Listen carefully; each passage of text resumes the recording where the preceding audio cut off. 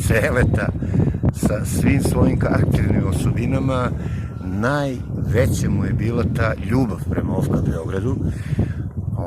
ta iskrena radost ili tuga, znači zavisi od emocije, odnosno od rezultata, mada se nije snalazio u mnogim situacijama, taktičko-sudijskim i ostalim. Opaske su mu neki put bile skroz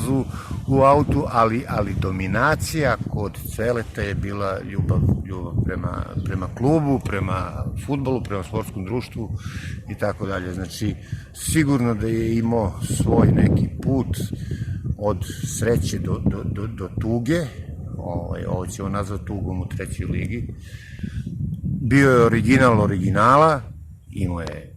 mane, imao je velike vrline, ali ljubav je bila na mestu broj 1. Znači, taka ljubav prema sportu i klubu je retko viđena u današnje vreme, a i Zapad je iza, kad dođu ovi naši beogradski velikani, dere cvele po plavima, nema veze što su oko njega većinom cigani i groblari. Znači, pa smo onda u par situacija morali sedi i tako dalje.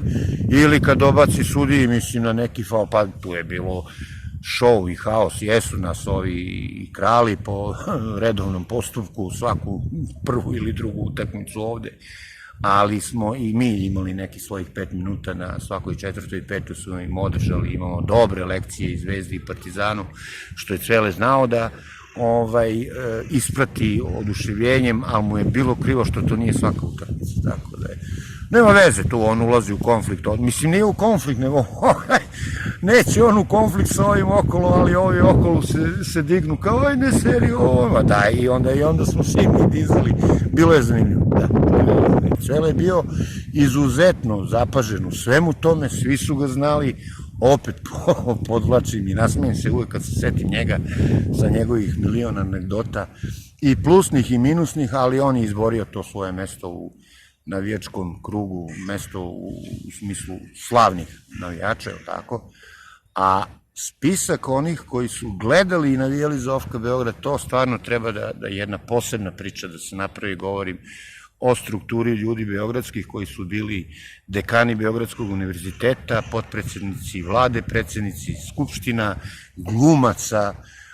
i sve neke, da kažemo, napredne mislećih ljudi koji su znali da taj sistem... Avangarde, bravo. I Cvele je bio ponosan na to.